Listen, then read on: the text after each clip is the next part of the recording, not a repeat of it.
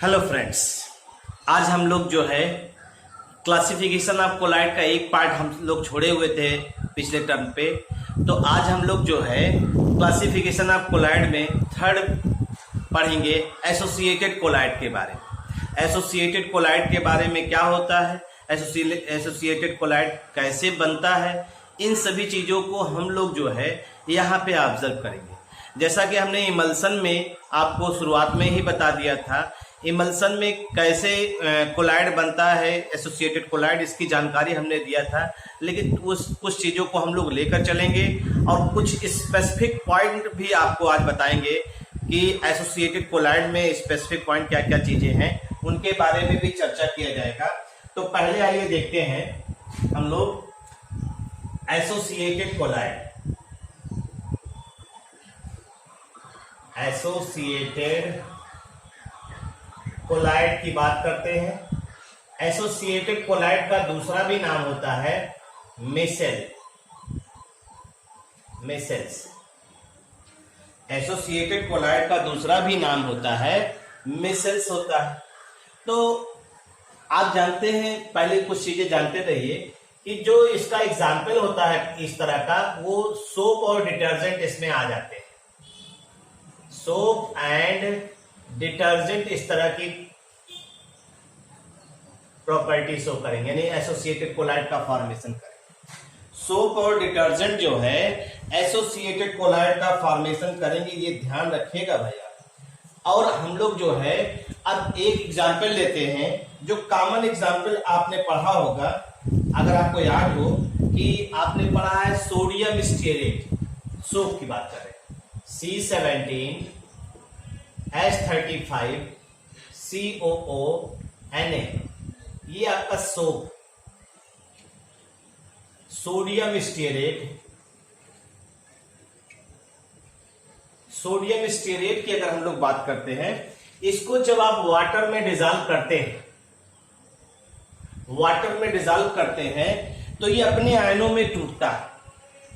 Dissociated into its constituent ion C17 H35 CO- और Na+, ये अपने आयनों में टूटता है। इस तरह से ये अपने आयनों में टूट रहा है और इसे हम लोग स्टीयरेट आयन कह रहे हैं। स्टीयरेट आयन कह रहे हैं। अब अगर आप यहां पे ध्यान दीजिए, आपने क्या कहा? आपने कहा अगर सोडियम स्टीयरेट का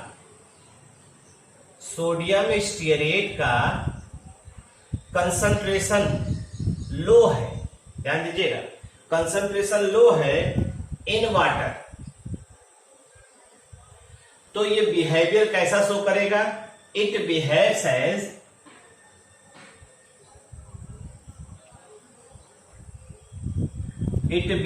एज नॉर्मल इलेक्ट्रोलाइट।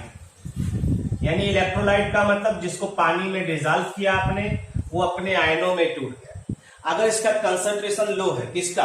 सोप का कंसंट्रेशन अगर लो है तो वो नॉर्मल इलेक्ट्रोलाइट की तरह बिहेवियर शो करेगा। अब अगर हम लोग इसी के कंसंट्रेशन को बढ़ाएं, कंसंट्रेशन को आप इंक्रीज करिए, कंसंट्रेशन को इंक्रीज करिए, और जब हम इसके कंसंट्रेशन को इंक्रीज करते हैं, किसके? सोप को, इन वाटर, तो आपको मालूम है कि यहां पे जो स्टीयरेट आयन है, स्टीयरेट आयन की भी कंसंट्रेशन बढ़ेगी, स्टीयरेट आयन की भी कंसंट्रेशन इंक्रीज होगी। ठीक, स्टीयरेट आयन की कंसंट्रेशन यहां पे क्या होगी? इंक्रीज करेगी। और आप जानते हैं एक ऐसा एक मिनिमम कंसंट्रेशन आपको दिखाई देगा। ठीक, एक ऐसा मिनिमम कंसंट्रेशन दिखाई देगा जिस पर ये स्टीयरेट आयन आपस में एग्रीगेट करना शुरू करेंगे, आपस में जोड़ना शुरू करेंगे, और जोड़ करके एक ऐसे पार्टिकल का फॉर्मेशन करेंगे जिसकी रेंज क्या होगी? वो कोलाइडल रेंज के इक्विवेलेंट हो। जैसे हमने एग्जाम्पल लिया था, आप क्या करिए, एक गुड़ के पीस को जमीन पे गिरा दीजिए, ठीक, गुड़ हो गया मान लीजिए। अब कुछ देर बाद आप देखेंगे उसके चारों तरफ चींटे के मॉलिक्यूल इकट्ठा हो गए। तो इकट्ठा होने के बाद वो बड़ा दिखाई देगा भाई, गुड़ के चारों तरफ अगर चींटा दिखाई देंगे तो उसकी साइज बढ़ गई, मॉलिक्यूलर साइज दिखाई देगी, बड़ी हो गई। तो ऐसे पार्टिकल की साइज का निर्माण होता है। तो यहाँ पे ये जो स्टीयरेट आयन है, चाहे जो डस्ट लगा होता है और चाहे जो आयल लगा होता है, उसके चारों तरफ इकट्ठा होंगे और इकट्ठा होने के बाद एक हैवी पार्टिकल का फॉर्मेशन करेंगे और उस हैवी पार्टिकल का जो रेंज होगा वो कोलाइडल रेंज के इक्विवेलेंट होगा। मतलब कि जो कोलाइड की रेंज है उसके बराबर पार्टिकल का फॉर्मेशन होगा और जो कोलाइड बनेगा उसी को हम लोग क्या कहेंगे, एसोसिएटेड कोलाइड। तो हमने क्या कहा, जब स्टीयरेट आयन की कंसंट्रेशन बढ़ जाएगी तो these stearate ion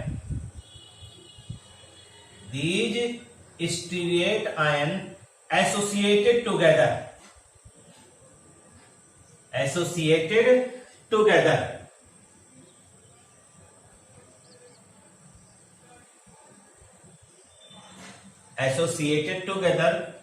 to form a particle of colloidal range,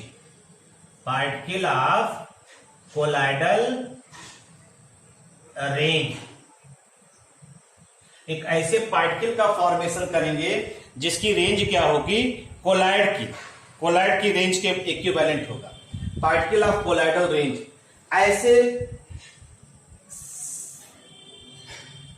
such particle are called,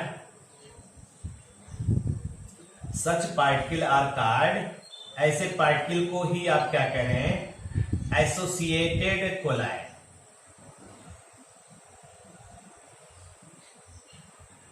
are micelle कह रहे हैं, इसी को एसोसिएटेड कोलाइड कह रहे हैं या मिसेल्स का के बारे में आप कह रहे हैं। ठीक है भाई। तो आप सीधे सीधे कह सकते हैं मिसेल्स जो होता है ये क्लस्टर है, क्लस्टर का मतलब गुच्छा है। Micelles are cluster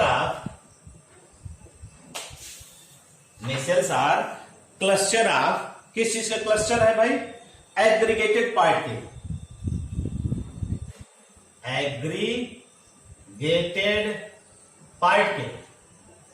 Micelles are cluster of aggregated particle formed by association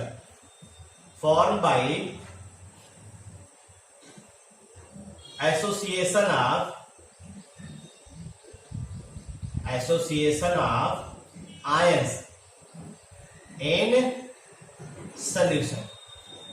ion के एसोसिएशन के द्वारा इनका फॉर्मेशन हो रहा है, ये इस चीज का बात ध्यान रखिएगा। ठीक है भाई।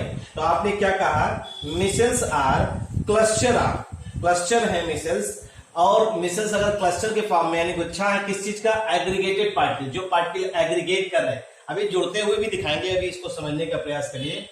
तो कैसे एग्रीगेशन होता है, ये एसोसिएशन होता है आयंस का यहाँ मतलब स्टीयरेट आयन का एसोसिएशन होगा सॉल्यूशन के अंदर, और एसोसिएट होने के बाद जो पार्टिकल का फॉर्मेशन होगा उसी को आप क्या कह रहे हैं, मिसेल्स कह रहे हैं। आपको मालूम है मिसेल्स के फॉर्मेशन के लिए हम लोग कंसंट्रेशन की बात कर रहे हैं, मिसेल्स के फॉर्मेशन की बात कर रहे हैं, तो हम लोग यहाँ पे कंसंट्रेशन की बात कर रहे हैं और एक पर्टिकुलर टेम्परेचर पे ही मिसेल्स का फॉर्मेशन होता है। आप जानते हैं जो मिसेल्स बनता है ड्यूरिंग मिसेल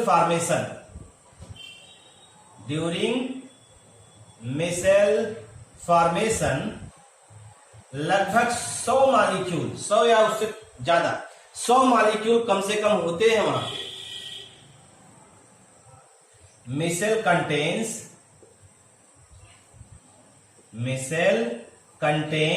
100 मॉलिक्यूल्स या उससे भी ज्यादा यहां पे होते, कम से कम 100 मॉलिक्यूल रहते हैं उसमें। जो मिसेल्स का फॉर्मेशन होता है उस मिसेल्स के फॉर्मेशन में वहां पे आपको 100 मॉलिक्यूल दिखाई देंगे भाई, 100 मॉलिक्यूल या उससे ज्यादा दिखाई देंगे, इससे कम नहीं होते जो जुड़ते हैं। यानी अगर आपने गुड़ के पीस को रखा वहां पे तो कम से कम 100 चींटे जो है उसके चारों तरफ सराउंडिंग मिलेंगे और मिल करके एक बड़े पार्टिकल का फॉर्मेशन करेंगे। ये चीज आप ध्यान रखिएगा यहाँ पे। तो दो चीजें अब निकल के आ रही हैं। एक तो ये जो प्रोसेस हो रहा है यहां बार बार एक हो रही है कंसंट्रेशन की, देखिए कंसंट्रेशन लो, कंसंट्रेशन इंक्रीजेस, एक बात तो ये निकल के आ रही है, हो गया।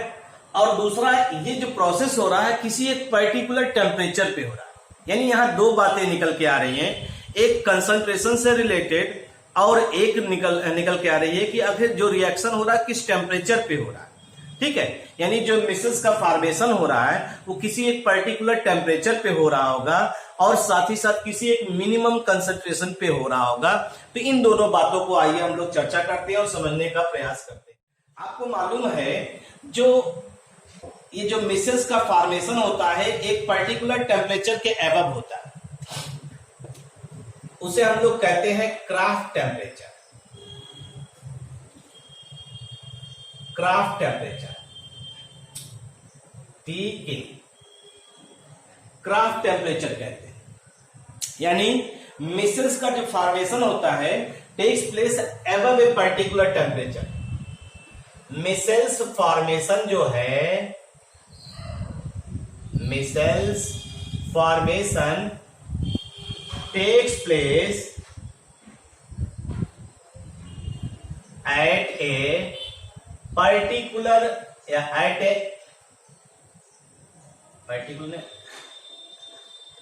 Particular temperature, above temperature. Micelles formation takes place above a particular temperature, takes place above a particular temperature, above a particular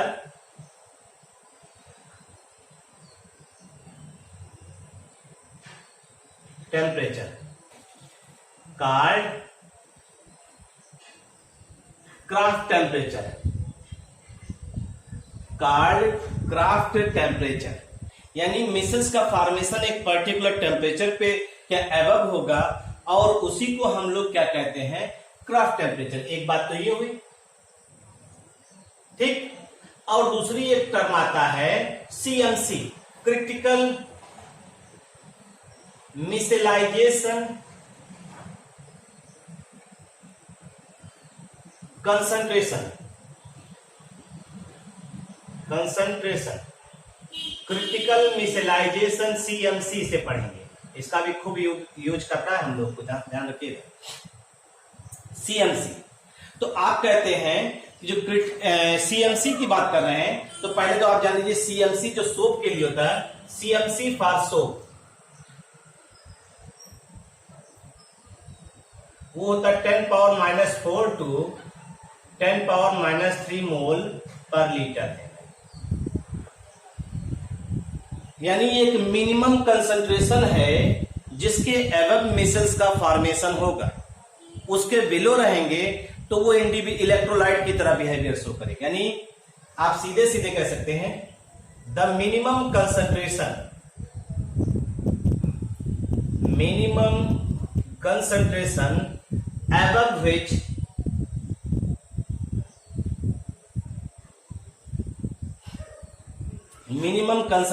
above which ठीक micelles are formed,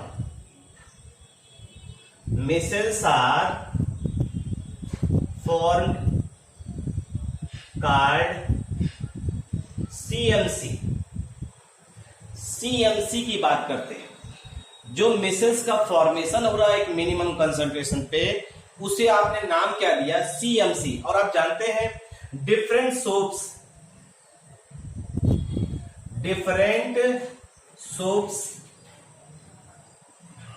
and detergent have different CMC value,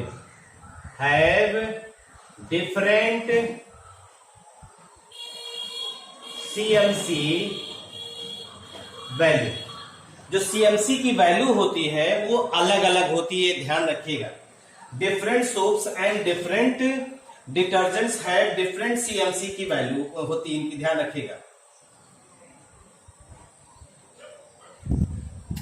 कहा जाता भी हम लोग पढ़ा जाएगा कि जो CNC की वैल्यू है, जैसे मान लीजिए सोप के लिए अगर 10⁻³ से बिलो है, बिलो 10⁻³ कंसंट्रेशन, अगर कंसंट्रेशन 10⁻³ से बिलो है तो वो बिहेव करेगा कैसा, बिहेव्स एज नॉर्मल इलेक्ट्रोलाइट।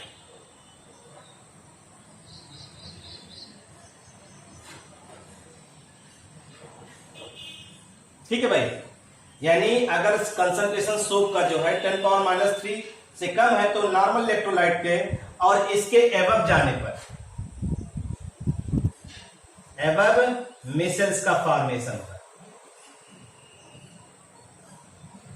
मतलब ये एक कंसंट्रेशन ऐसा हो गया कि जिसके बिलो वो नॉर्मल इलेक्ट्रोलाइट की तरह बिहेवियर शो कर रहा है, और जिसके एबव जो है ये क्या बनाएगा, मिसेल्स का फॉर्मेशन करता है। और आप जानते हैं सोप और डिटर्जेंट जो है ये दोनों मिसेल्स का फॉर्मेशन करते हैं।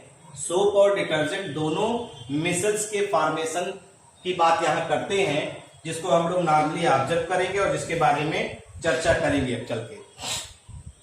अब हम लोग ये पढ़ने चल रहे हैं कैसे मिसेल्स बनता है। बहुत चर्चा हो रही है आखिर ये मिसेल्स कैसे बन रहा है, तो आइए फॉर्मेशन ऑफ मिसेल्स। मिसेल्स के फॉर्मेशन की अगर हम लोग चर्चा करते हैं तो मिसेल्स के फॉर्मेशन में हम लोग जो है सीधे सीधे ऑब्जर्व करेंगे तो यहां पे दो चीजें हैं। आपने कहा कि स्टीयरेट आयन है, जैसे देखिए C17H35 COO Na, अगर ये सोप था आपका और इसे वाटर में आपने डिजॉल्व किया, वाटर में डिजॉल्व किया तो C17H35 CO- और प्लस Na+ मिल गया यहां पे। ठीक, ये स्टीयरेट आयन, स्टीयरेट आयन की बात कर रहे हैं, ध्यान दीजिएगा। इस स्टीयरेट आयन में दो पार्ट स्टीयरेट आयन में दो पार्ट है। एक को आप कहते हैं हाइड्रोकार्बन पार्ट, हाइड्रोकार्बन एंड, और दूसरे को आप कहते हैं carboxylate and, carboxylate and. Hydrocarbon and जो है वो आपका C17H35 और कार्बोक्सिलेट एंड जो है ये। हाइड्रोकार्बन एंड जो होता है वो नॉन पोलर होता है, क्योंकि CH जो है क्या है, नॉन पोलर एंड है, और ये जो होता है ये पोलर एंड होता है, ये पोलर एंड होता है। ठीक, इसको नॉर्मली आप रिप्रेजेंट कैसे करेंगे, ध्यान दीजिएगा। इसको हाइड्रोकार्बन एंड को हम लोग रिप्रेजेंट करते हैं, देखिए ये जिग जैग मोशन बनाया जाता है, और इसको हम लोग रिप्रेजेंट करते हैं इस तरह से, ये इसको रिप्रेजेंट करते हैं। और दोनों को अगर आप कंबाइन कर लीजिए तो ये रिप्रेजेंट कैसे करेगा, देखिए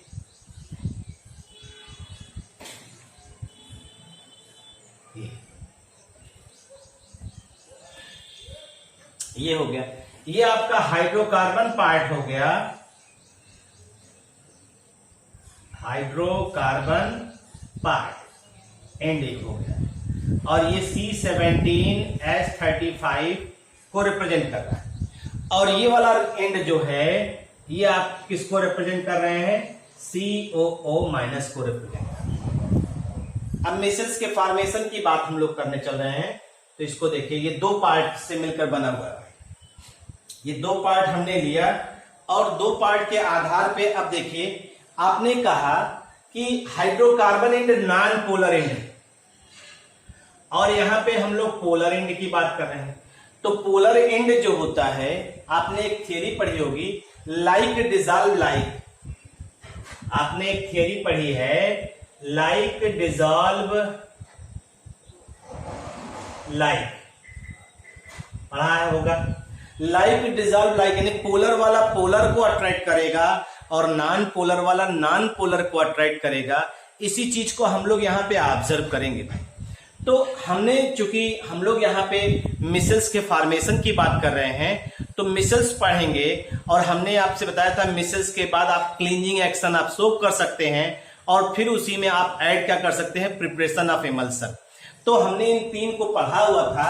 अगर आप देखिए तो पहला स्टेप तो यही होगा, फिर दूसरा स्टेप होगा क्लींजिंग एक्शन ऑफ सोप, ये हो जाएगा क्लींजिंग एक्शन ऑफ सोप। फिर तीसरा हो जाएगा, लास्ट स्टेप है preparation of emulsion, preparation of emulsion. Emulsion की बात आप लोग पढ़ चुके हैं, इमल्सन के बारे में आप चर्चा कर चुके हैं, ठीक है। ये आपको जो है इसी एक के बाद एक आएगा। और चूंकि इमल्सन की हम लोग यहां चर्चा कर रहे हैं तो इमल्सन वास्तव में जो है वो क्या होता है, ऑयल और वाटर का मिक्सचर होता है। इमल्सन तो ऑयल और वाटर का मिक्सचर होता है। तो अगर हम लोग इसी को ऑब्जर्व करें और इसी को समझने का प्रयास करें तो हम यहाँ पे एक ऐसा कपड़ा लेते हैं जिसपे डस्ट पार्टिकल हो या ऑयल की ड्रॉपलेट गिरी हुई, ठीक है भाई। तो हम लोग इसको बनने देखने की बात कर रहे हैं कि कैसे जो है इमल्सन्स का फॉर्मेशन होगा, ठीक। तो अब देखिए हमने आपसे कहा कि अब क्या होना है, ये जो स्टीयरेट आयन है इसी का एग्रीगेशन होगा। एग्रीगेशन में हाइड्रोकार्बन एंड जाकर के जुड़ेगा कि कार्बोक्सिलेट एंड जाकर जुड़ेगा, ये बात भी आपको मालूम होनी चाहिए कौन सा एंड जाकर जुड़ता है, ठीक है भाई। तो हम लोग यहाँ ये प्रयास करेंगे कि हाइड्रोकार्बन एंड आयल ले रहे हैं तो आयल की बात करेंगे हम लोग। देखिए ध्यान से, पहले हमने एक पार्ट लिया, बकेट लिया, अब इसी में आ रहे पूरी तीनों एक साथ लेकर चलेंगे। यहां पे ये पानी ले लिया आपने, और आपने एक आयल की ऐसा एक कपड़ा लिया जिसमें आयल की ड्रॉपलेट, यानी गुड़ का एक जो पीस कहा था आपने, ये आयल की ड्रॉपलेट हो गया। आयल भी जो होता है वो हाइड्रोकार्बन होता, मालूम है ना। आयल जो है ये हाइड्रोकार्बन होता है। अगर हम लोग इसको ऑब्जर्व करें तो यहाँ पे ये आयल की ड्रॉपलेट है, और जो ये आपका पूरा का पूरा पोर्शन है यहाँ पे, अगर वो ध्यान दीजिए तो इसमें आयल हाइड्रोकार्बन होता है, आयल हाइड्रोकार्बन पार्ट है। और आपने अभी पढ़ा like dissolve like, like dissolve like की बात की आपने, तो हम यहां पे ये दिखाएंगे हाइड्रोकार्बन एंड इससे जुड़ जाएगा।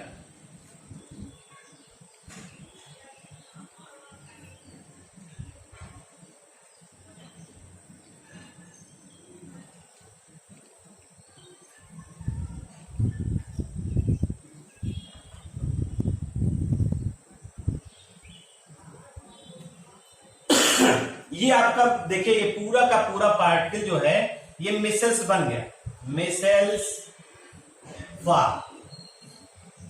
ये मिसेल्स का फॉर्मेशन हो गया, ठीक है। ये मिसेल्स का यहाँ पे सीधे सीधे फॉर्मेशन हो गया, जिसको नॉर्मली आप ऑब्जर्व कर रहे थे भाई। और ये जो निगेटिव वाला है इसके साथ कौन जुड़ जाएगा, यहाँ पे Na+ दिखा देंगे इस तरह से, Na+ आपका इस तरह से इसके साथ अटैच रहेगा भाई, इसमें कोई दिक्कत नहीं, तो डिस्पर्जन मीडियम में रहेगा। लेकिन एक चीज यहाँ पे ध्यान दीजिए, जो आपको दिखाई दे रहा है आयल की तरफ ये हाइड्रोकार्बन एंड है, हाइड्रोकार्बन एंड जो है वो अटैच्ड है ऑयल से। और ये जो पोलर ग्रुप है ये कहां पे प्रेजेंट है, सरफेस।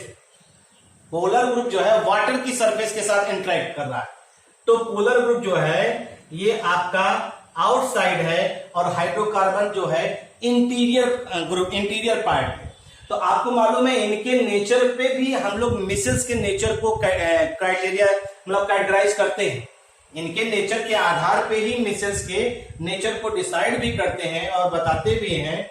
तो अगर हम लोग इसको देखें तो हम ये सीधे सीधे कह सकते हैं, देखिए ये एक पार्टिकल है, ये आपका एक पार्टिकल का फॉर्मेशन हो रहा है, ठीक, एक पार्टिकल, और उसमें जो है आपका ये हाइड्रोकार्बन एंड हो गया, आपका ये हाइड्रोकार्बन एंड हो गया, आपका हाइड्रोकार्बन एंड हो गया, हाइड्रोकार्बन एंड हो गया, ये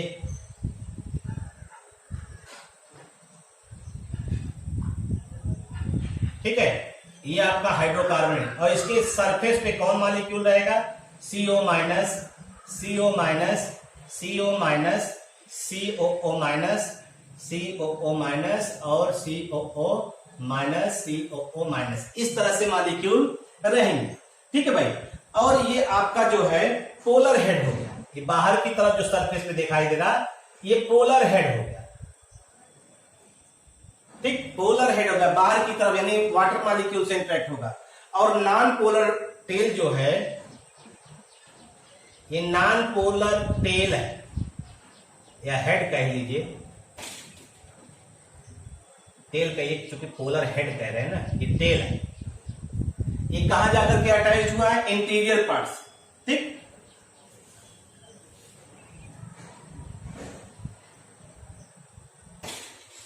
अब आप देखिए सरफेस पे जो मॉलिक्यूल आते हैं, ध्यान दीजिएगा, जो सरफेस पे मॉलिक्यूल आते हैं उनके नेचर के आधार पे हम लोग कोलाइड का नेचर डिसाइड करते हैं, मतलब इस मिसेल्स का नेचर डिसाइड करते हैं। तो सरफेस पे कौन सा मॉलिक्यूल दिखाई दे रहा है? नेगेटिव, तो इसे हम लोग एनायनिक मिसेल्स कहेंगे भाई। इस तरह के मिसेल्स को हम लोग क्या कहेंगे? Anionic micelles. ठीक, यानी aggregation of CO ion to form, यहां पे क्या हो रहा है? एग्रीगेशन हो रहा है CO minus ion to form anionic micelles. इसका मतलब है कि जो सरफेस पे आयन होंगे उसी के आधार पे उस मिसेल्स का जो है आप नेचर भी डिसाइड करेंगे। तो हम एक बात ये भी कह सकते हैं, आपका मिसेल्स है यानी वो कौन सा ग्रुप जुड़ा हुआ है उसके आधार पे ही आप बताएंगे कि सरफेस पे कौन सा है। तो मिसेल्स में यानी हेंस मिसेल्स में कैरी नेगेटिव चार्ज, मिसेल्स में कैरी नेगेटिव चार्ज, मिसेल्स के ऊपर नेगेटिव चार्ज भी हो सकता है। ठीक, और पॉजिटिव चार्ज भी हो सकता है, नेगेटिव चार्ज भी हो सकता है। बशर्ते बस डिपेंड क्या करेगा कि मिसेल्स में नेगेटिव चार्ज कब आएगा? जब एनायनिक पार्ट एग्रीगेट होगा, एनायनिक पार्ट सरफेस पे एग्रीगेट होगा। इफ एनायनिक पार्ट एग्रीगेट,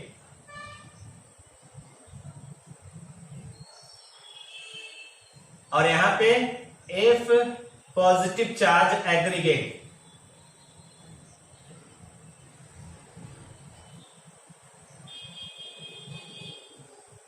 ठीक है भाई, पॉजिटिव चार्ज एग्रीगेट करेगा तो उस पे या तो एनायनिक चार्ज आ सकता है, तो नेगेटिव चार्ज भी आ सकता है, या आप कहिए कि नो चार्ज और नो चार्ज। ये चार्ज कब होगा? जब होल मॉलिक्यूल एग्रीगेट करे, when whole molecules are aggregate.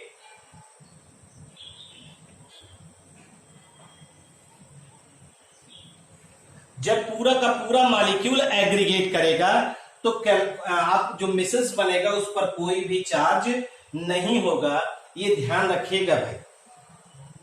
यानी जो मिसेल्स बन रहा है उस पर पॉजिटिव नेगेटिव चार्ज भी डेवलप कर रहा है, वो किस बात पे डिपेंड करेगा?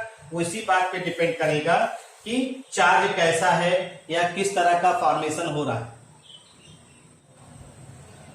देखिए हमने कहा समथिंग मोर अबाउट मिसेल्स, तो एक टर्म यहां पे बहुत यूज हो रहा है, सरफेक्टेंट। सरफेक्टेंट का मतलब क्या होता है? सरफेक्टेंट ऐसा सब्सटेंस है जिस सरफेक्टेंट की हम लोग बात कर रहे हैं, substances which possess surface activity. जो लिक्विड की सरफेस है उस पे जो सरफेस पे मॉलिक्यूल प्रेजेंट होते हैं उसी की बात हम लोग कर रहे हैं। विच पजेस सरफेस एक्टिविटी, जिनकी अपनी एक्टिविटी होती है, और ये क्या करता है? Property to lower the surface tension of liquid. Surface tension liquid के कम करने का काम करता है, और are tendency to increase the surface area.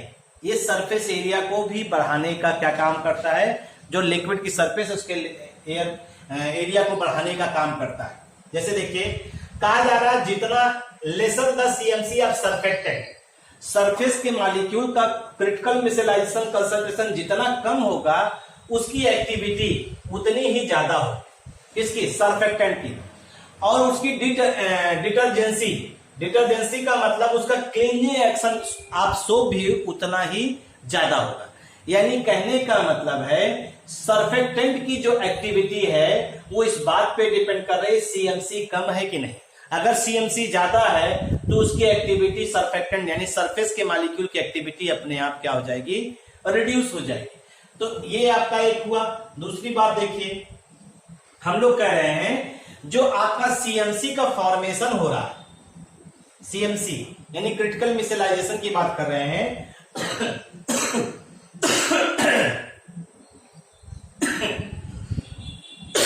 CMC जो है, सीएमसी यानी क्रिटिकल मिसलाइजेशन कंसंट्रेशन जो है वो इस बात पे भी डिपेंड करेगा कि जो हाइड्रोकार्बन चेन है वो लॉन्ग है कि शॉर्ट है। Longer is the chain, longer is the chain of hydrocarbon. अगर हाइड्रोकार्बन की चेन बड़ी होगी तो जो सीएमसी की वैल्यू होगी वो हमेशा जान लीजिए लेस होगी, लेसर इज सीएमसी। मतलब हाइड्रोकार्बन एंड यानी टेल जो है आपका वो जितना बड़ा होगा सीएमसी की वैल्यू उतनी ही कम होगी, कम कंसंट्रेशन पे ही सोप का मतलब मिसल्स का फॉर्मेशन हो जाएगा, ये जान लीजिए। यानी जो आपने लिया है C17H35 इसकी अपेक्षा अगर आप C18 ले लेते हैं या C20 ले लेते हैं तो इनके लिए जो है सीएमसी की वैल्यू क्या होगी, लो होगी, और इनके लिए सीएमसी की वैल्यू क्या होगी, हाई होगी, क्योंकि ये कम कंसंट्रेशन पर ही जो है आपका सीधे सीधे बता रहे हैं ये कम कंसंट्रेशन पे ही मिसल्स बना रहे हैं ज्यादा पर। तो इसीलिए आपने कहा, इसीलिए हम लोग क्या कहें, डिफरेंट सोप्स एंड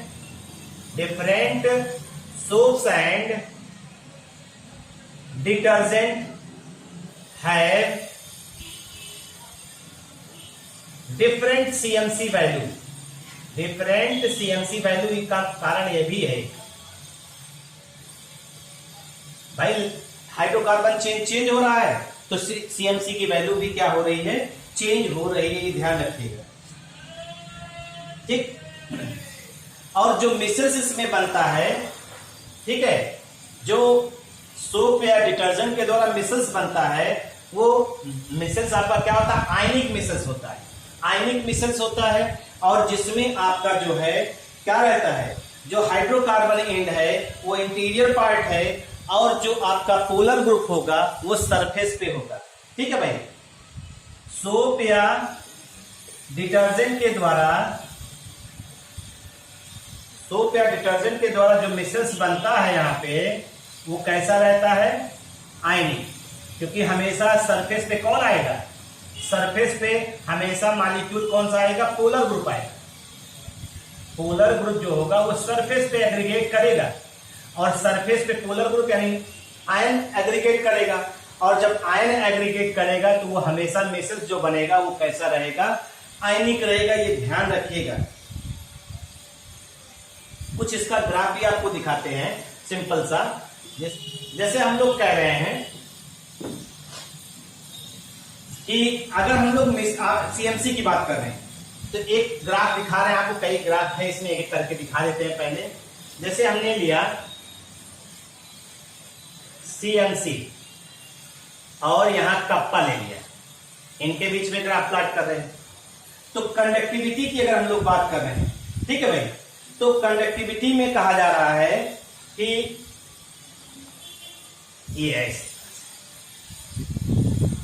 ये आपका सीएमसी, ये आपका सीएमसी यानी ये कंसंट्रेशन दिखा रहे हैं हम लोग, कंसंट्रेशन की बात कर रहे हैं। तो आप देख रहे हैं कंडक्टिविटी जो है, जैसे जैसे कंसंट्रेशन बढ़ रहा है शुरुआत में आपको क्या दिखाई दे रहा है, कंडक्टिविटी बढ़ रही है, कंडक्टिविटी यहाँ पे इंक्रीज कर रही है, यानी हम सीधे सीधे कह सकते हैं कि जो है after CMC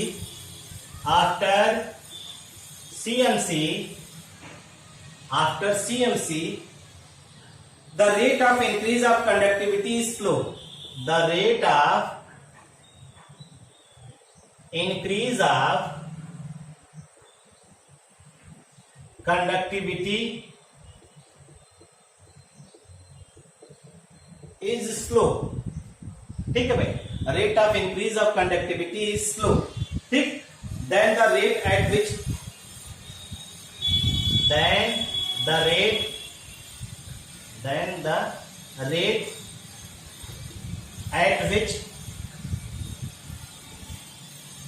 below CMC increases.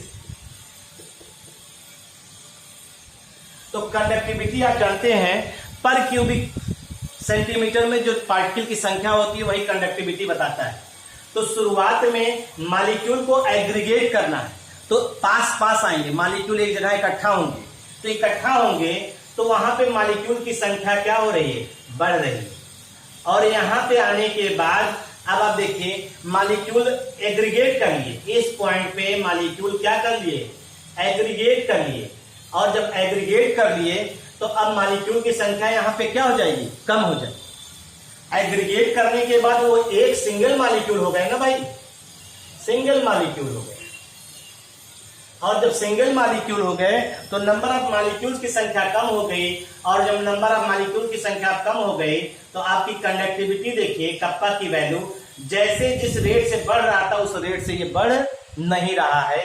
ये चीज आपसे कहा जा रहा है. यानी एक सीएमसी के बारे में एक पॉइंट ये कहा गया. दूसरा देखिए, कहा जा रहा है कि जो टर्बिडिटी होती है, टर्बिडिटी का ग्राफ देखते हैं.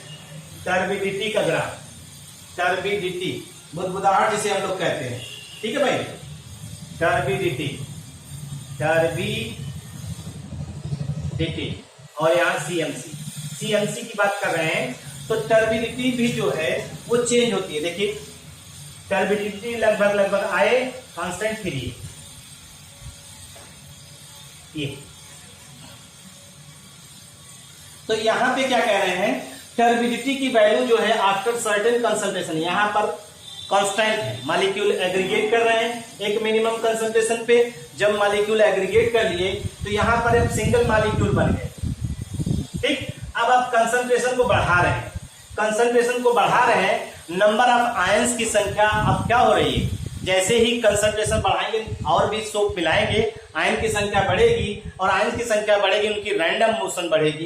तो रैंडम मोशन बढ़ेगी तो उनकी टर्बिडिटी धीरे धीरे धीरे धीरे क्या हो रही है, इंक्रीज कर रही है. तो इसका है after CMC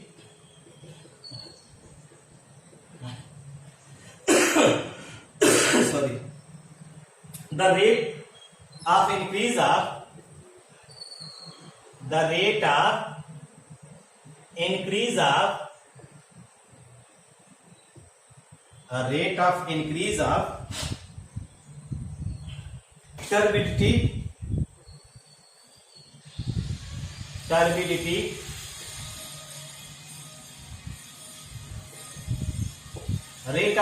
of turbidity rate of increase of turbidity with concentration becomes more.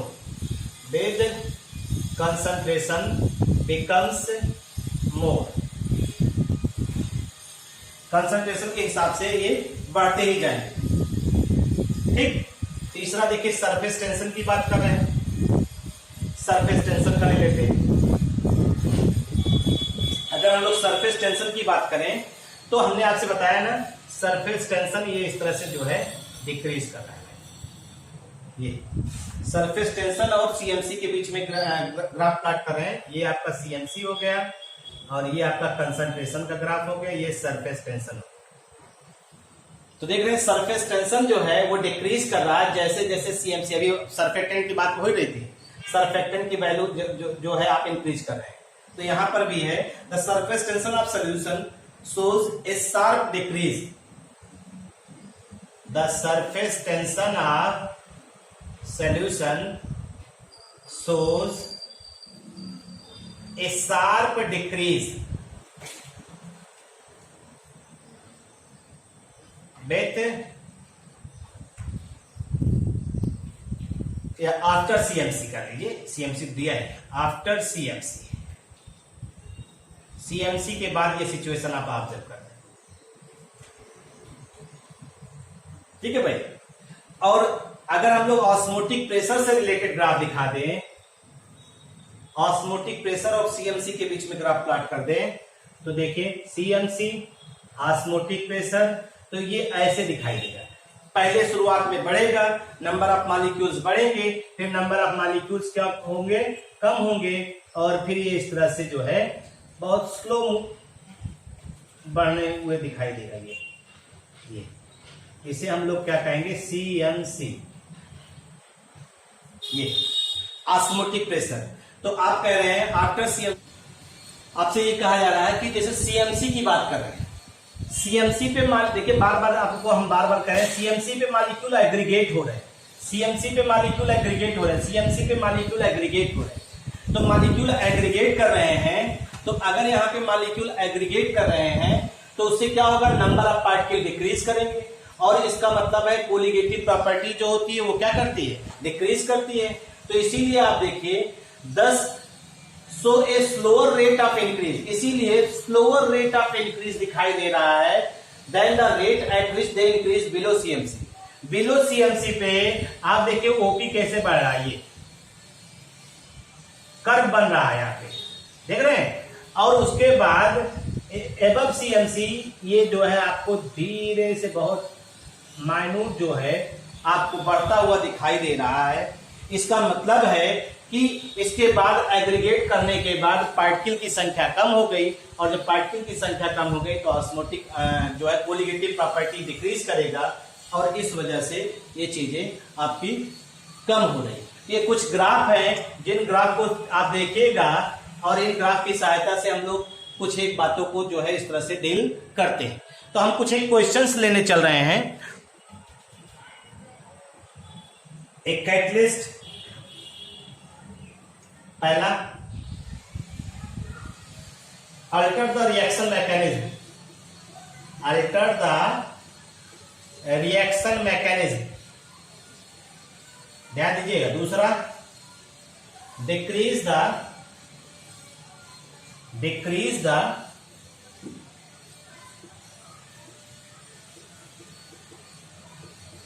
Energy of activation. तीसरा increase the collision frequency, increase the collision frequency. और चौथा जो है वो आपका है increase the average kinetic energy of reacting species.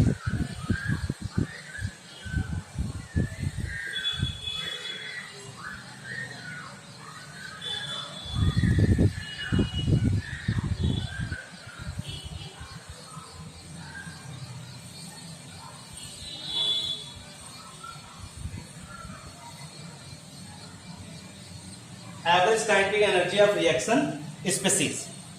ठीक है भाई। अगर आपको याद हो कैटलिस्ट के बारे में कहा गया था, कैटलिस्ट रिएक्शन को प्रभावित नहीं करता, मतलब रिएक्शन के मैकेनिज्म को प्रभावित नहीं करता, तो ये तो हो नहीं सकता। कोलिजन फ्रीक्वेंसी, भाई अब नंबर ऑफ कोलिजन तो बढ़ा नहीं रहा, ये भी नहीं हो सकता। अगर आपको याद हो तो आपने कहा था कि अल्टरनेटिव पाथ को एक्वायर करता है, और वो अल्टरनेटिव पाथ जिसकी एक्टिवेशन एनर्जी क्या होती है, लो होती है। तो इसका मतलब ये वाला इसका जो है ऑप्शन सही होगा भाई।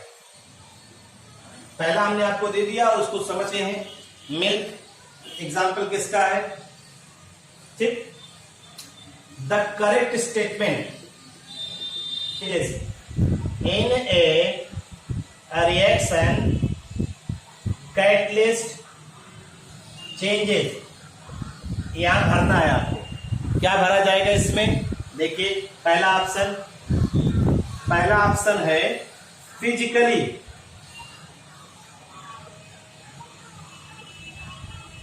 दूसरा ऑप्शन है क्वालिटेटिवली,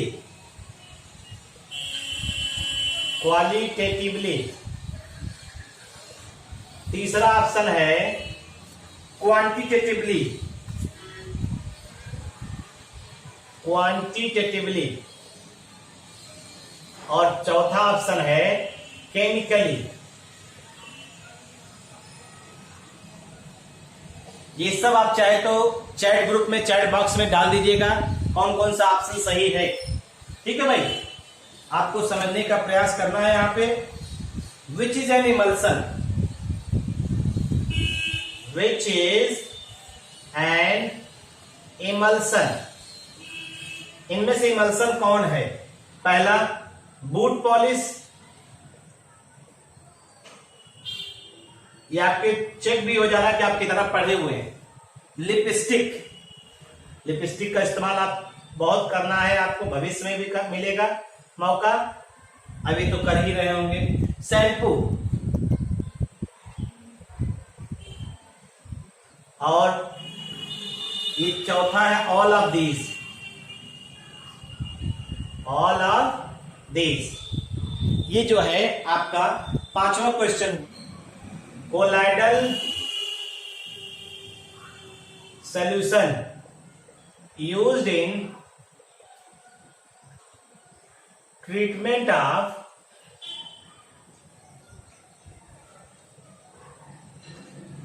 स्किन डिजीज।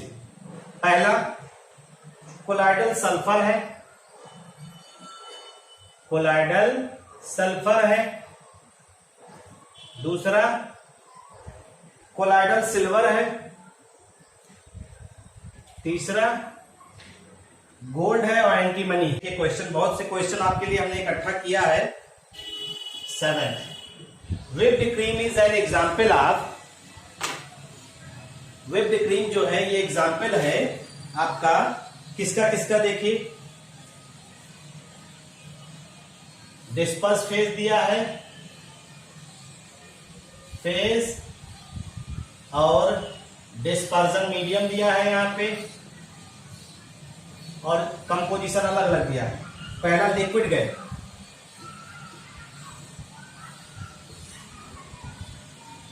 दूसरा गैस और लिक्विड।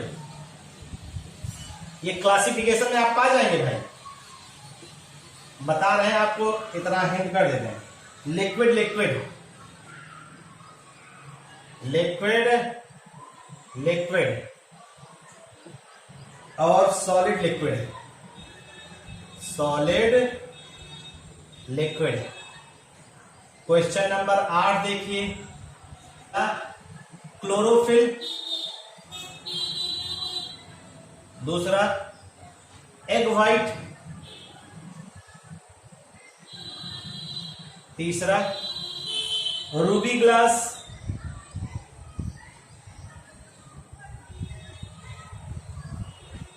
और मिल्क। क्वेश्चन नंबर 9 देखिए, butter is colloidal form in which, butter is colloidal form in which fat is dispersed. पहला fat is dispersed in solid casein,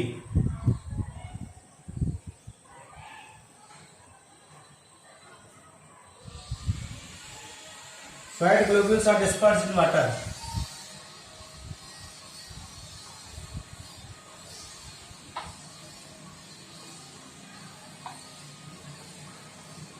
in water। See, water is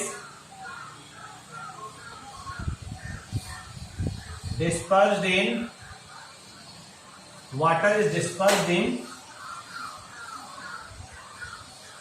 fat,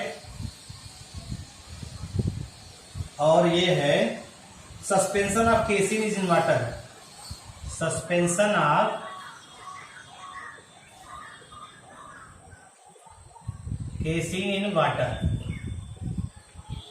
ठीक है भाई, तमाम चीजें हैं, इसको आप धीरे धीरे इतने क्वेश्चंस को आप अटेम्प्ट करिए अटेम्प्ट करने का प्रयास करिए। ठीक है, तो हमने कुल आपको जो है क्वेश्चन दिए हैं कितने, लगभग 9 क्वेश्चन दिया है। फिर ऐसे किसी दिन 60 टॉपिक उठाएंगे, उससे रिलेटेड और क्वेश्चन ले लेंगे और इसको आप अटेम्प्ट करके चाहे व्हाट्सएप ग्रुप पे चाहे चैट बॉक्स में, वीडियो के चैट बॉक्स में ही आप दीजिएगा कौन सा ऑप्शन किसमें सही है, और वीडियो में देंगे तो ज्यादा अच्छा रहेगा। इन बातों को डील करिए। अगर आपको यूट्यूब पे जाने में असुविधा होती है तो आप चैट बॉक्स व्हाट्सएप पे देखिए, कोई दिक्कत नहीं है। इतनी बातों को पढ़ डालिए। आगे के टॉपिक नेक्स्ट प्रॉपर्टी आपको लाइट कल पढ़ा जाएगा, बाकी की बातें नेक्स्ट डे।